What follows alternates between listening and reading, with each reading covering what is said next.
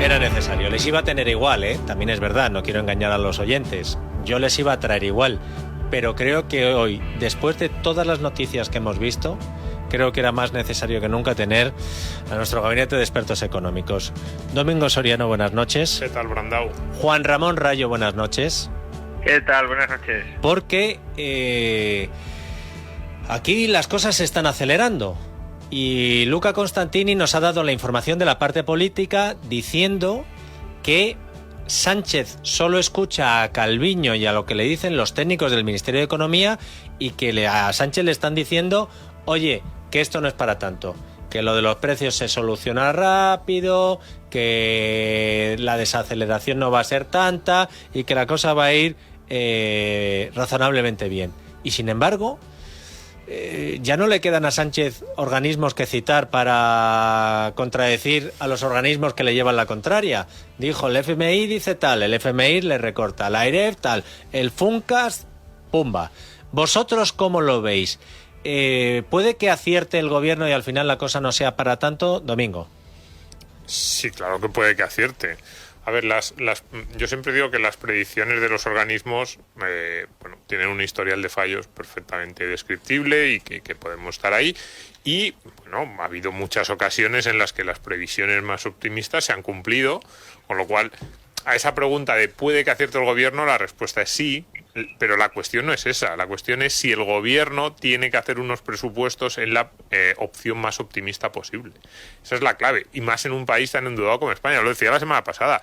Es que la ministra de Economía en sus declaraciones, incluso en su planteamiento ante la opinión pública, sea muy optimista, tiene cierta lógica, pero los presupuestos tienen que ser tirando a conservadores y cada una de las hipótesis tiene que ser casi, no digo la peor posible, pero sí en la franja baja de lo que puede ocurrir. Eso sería lo lógico.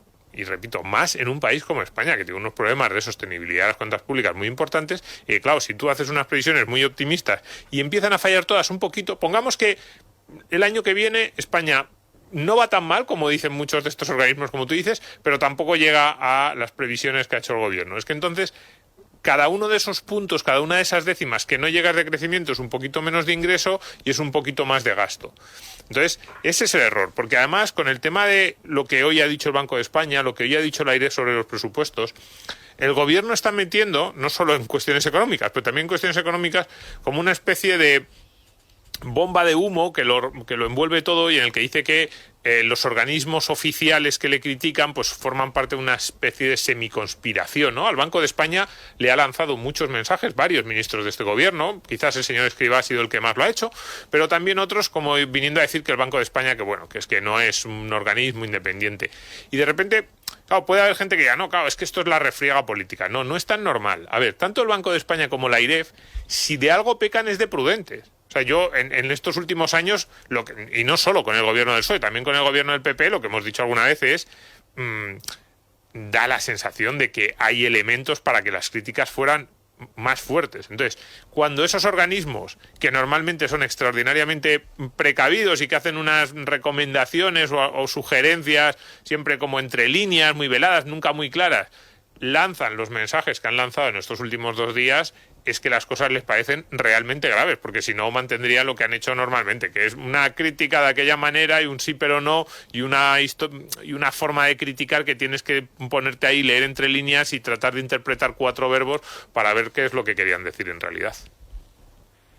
Rayo.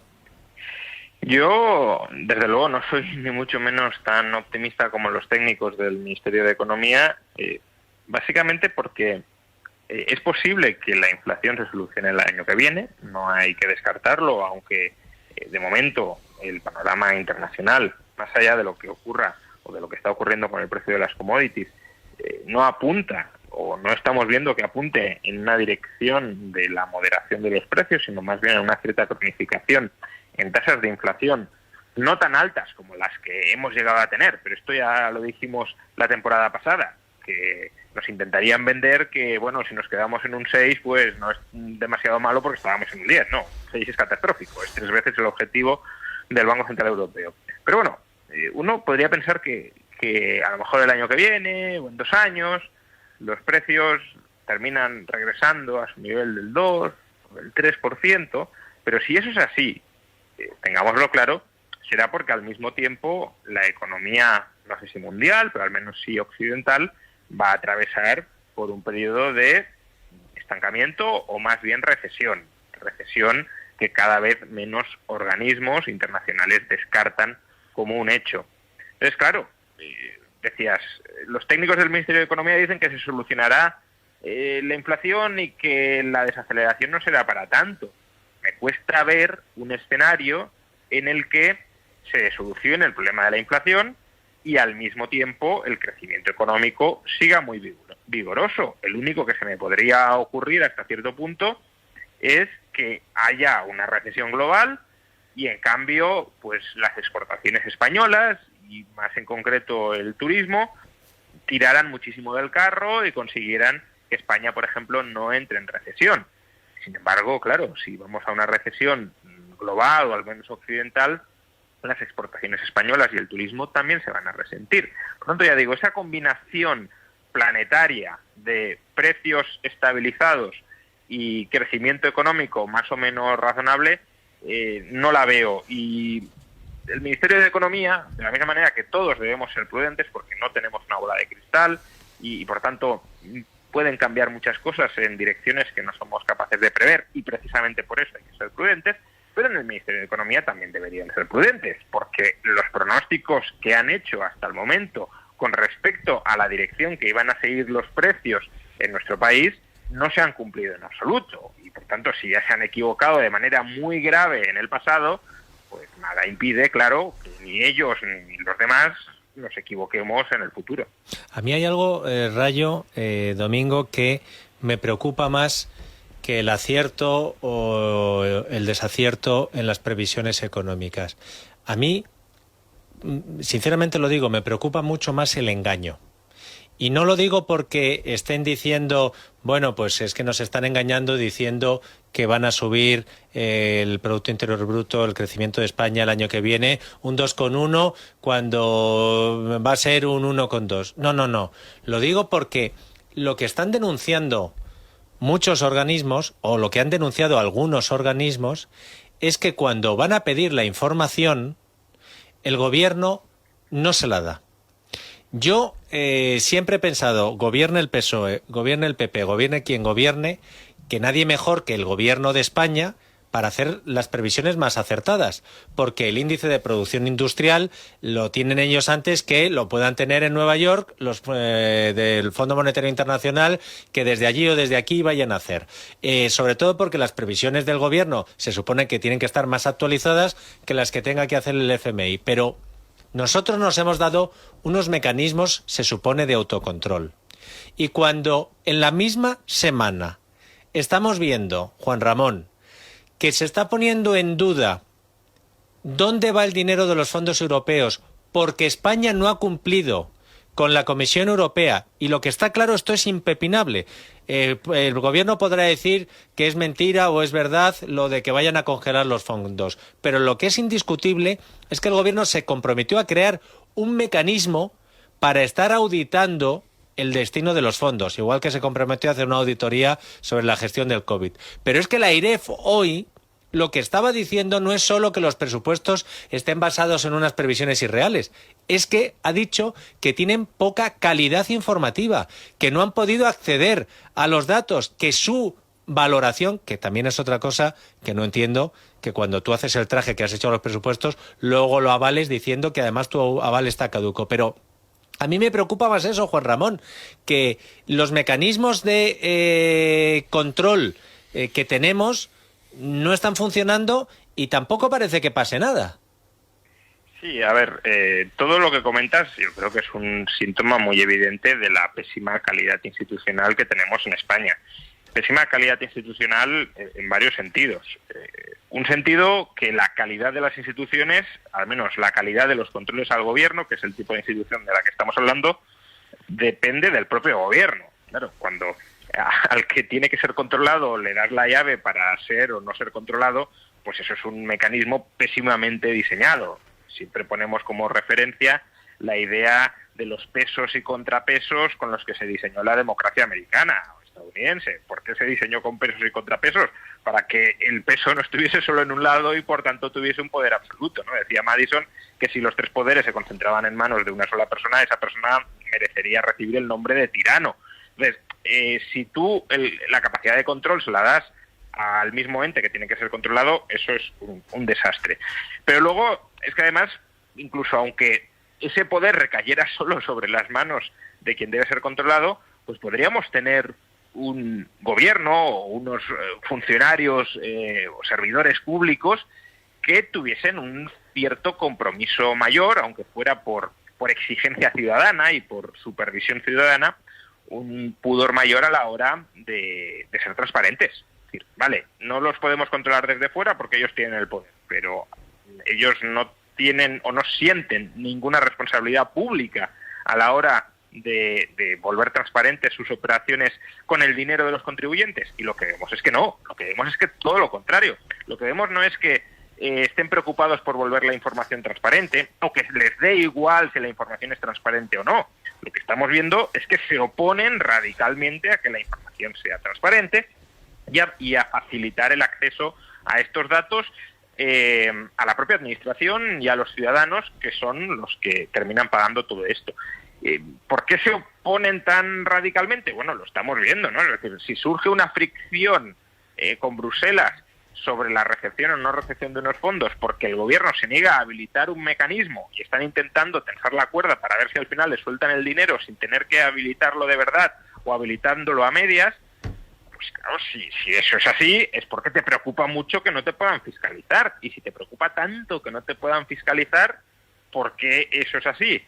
Pues probablemente porque quieras descontrolarte. No quieres que te controlen desde fuera, por tanto te quieres descontrolar desde dentro. Y esta es una dinámica que además con los fondos europeos lo hemos visto desde su mismo origen. Es decir, la configuración institucional que se aprobó en el Parlamento para administrar estos fondos fue un diseño institucional que le daba todo el poder al gobierno para gestionarlos, administrarlos sin ningún tipo de segunda vista externa, exterior al propio Ejecutivo. Por tanto, sí, creo que es un problema grave que trasciende a la coyuntura actual de los presupuestos o de los fondos y que habla muy mal de la calidad institucional, que es uno de los principales determinantes del crecimiento económico de cualquier país. Habla muy mal de la calidad institucional de España. Sí, pero además es que los que hacen esto son los defensores de lo público. Es decir, esto es importante porque a lo mejor si fuera yo ministro de Economía, así que yo soy un poco descreído, así tirando casi ya libertario de no, estado mínimo, bueno, y si el mínimo va decreciendo, mejor. Pues diría, no, claro, es que Domingo no cree en esto, Domingo no sé, esto de las instituciones no acaba de convencerle, cree que todo esto es una milonga política, que son una manera de engañar, porque en realidad el poder al final acaba concentrado siempre en los mismos, no. Pero no, son los que dicen que son los defensores de lo público. Esto es un poco como cuando ves las imágenes de la Facultad de Políticas de la Complutense. O sea, los que tienen aquello hecho como un estercolero son los que dicen que para ellos no hay nada más importante que lo colectivo, y lo ponen ahí en mayúsculas, ¿no? Pues estercolero. Pues desde el punto de vista institucional, efectivamente, los que dicen que más se preocupan por lo público, por lo que es de todos, y además te lo dicen, no, esto no es mío, esto no es del gobierno, esto es de todos, cuidemos lo que es de todos, son los que tienen las instituciones como un estercolero de intromisiones y de falta de reglas mínimas de control y de gestión. En ese sentido, lo que decíamos antes de los presupuestos, porque puede haber mucha gente que diga, bueno, hombre, lo que estábamos hablando de las previsiones para el año que viene, el cuadro macro que avala la IREF, es verdad que luego dice que, bueno, lo avala de aquella manera, pero cuidado. Lo más notable de lo que hoy ha salido, digamos, de las declaraciones, es ese apunte que ha hecho la presidenta de la IREF diciendo que lo peor de todo son los presupuestos de 2022, las previsiones de cierre. Porque, claro, ahí ya estamos a 20 de octubre. Hombre, te puedes equivocar algo, efectivamente, te quedan 2 meses, no tienes todos los datos, pero que el gobierno presente unas cifras, que el principal organismo de control del gobierno, del Ministerio de Economía y del Ministerio de Hacienda, le dice que ya a estas alturas tienen pocas posibilidades de ser realistas, es un escándalo. Dices, bueno, entonces ya estás basando, porque ahí ya no es lo que yo decía al principio de, bueno, pues tiene sentido o no tiene sentido que el gobierno presente unos presupuestos optimistas. Yo creo que no, que siempre tienes que ser tirando a prudente, pero ya ni siquiera es la discusión de si es bueno que seas optimista o prudente. No, es que en lo que ya deberías tener datos casi semicerrados, por lo menos 3 trimestres del año, ahí es donde te están haciendo la principal advertencia y te están diciendo es muy poco probable que se cumplan esas cifras. Bueno, os voy a pedir ayuda para una última cuestión, porque hoy ha vuelto a dar una rueda de prensa Teresa Rivera, porque en el Consejo de Ministros se ha vuelto a aprobar o se han vuelto a anunciar medidas que uno ya se empieza a perder y no sabe si es la que anunció Sánchez, si es la que anunció Rivera hace una semana, pero Rivera en su exposición sobre por qué España está aumentando el consumo de gas, que cuando salen los datos dices, bueno, menos mal que estábamos contra Putin, porque si llegamos a estar a favor de Putin no le podamos comprar más gas licuado a Rusia. ¿Por qué España está aumentando su consumo de gas? Teresa Rivera le ha echado la culpa a Portugal y a Francia, hasta el punto de que en la rueda de prensa, yo creo que ha sido la primera pregunta, una periodista le ha pedido, oiga, explíquenos lo del estacazo a Francia y a Portugal. ¿Ha venido a culpar, digamos, a Francia y a Portugal de que haya que aumentar la compra de gas por parte de España para la generación eléctrica? No, lejos de mi intención culpar a nadie, pero sí creo que es importante entender esta explicación por varios motivos. Primero, porque así entendemos mejor los datos. A veces leemos, se incrementa el consumo de gas natural en la generación eléctrica. Pues está directamente asociado a estas variables, caída de la cogeneración, sequía y exportación hacia Francia. Ahora hablamos de la interconexión de gas o de la seguridad energética amenazada por la dificultad de acceder a gas natural en el centro y en el norte de Europa. Pero estas cifras muestran hasta qué punto la seguridad de suministro eléctrico de Portugal, en todo caso y con total claridad, y en Francia, en menor medida, por el volumen exportador que podemos garantizar, pero en gran medida, si se suman todas las importaciones que están teniendo de todos sus vecinos, depende fundamentalmente de esa puesta en común de infraestructuras. Así que yo creo que tanto para clarificar por qué se incrementa el consumo de gas en la generación eléctrica, nosotros no tenemos dificultad para acceder a gas natural. Sin embargo, otros países tienen dificultad para acceder a gas natural. Pero es más, en determinadas circunstancias puede haber dificultades para garantizar el suministro eléctrico y solamente una buena interconexión entre países nos permite con flexibilidad. Siempre que metes un pero, dice, no, lejos de mí echar la culpa a Francia y a Portugal, pero ¿tiene razón la ministra Rayo cuando dice esto? Bueno, a ver, tiene razón en que están aumentando evidentemente la demanda de electricidad procedente desde España. ¿Por qué? Pues porque a ellos no les estamos cobrando el recargo de la compensación a las gasistas. Por tanto, les estamos regalando electricidad a un precio mucho más bajo. Y esa electricidad, ¿cómo la producimos en España? Pues quemando gas. Entonces, hombre, yo no diría que tienen la culpa. La culpa la tendrá, en todo caso, el gobierno por haber aprobado el mecanismo del tope de gas. Que, de nuevo, son dos debates separados. Una es, bueno, la evaluación global de este mecanismo es positiva, es negativa, tiene más pros que contras o más contras que pros. Ese es un tema, y el otro es negar lo obvio.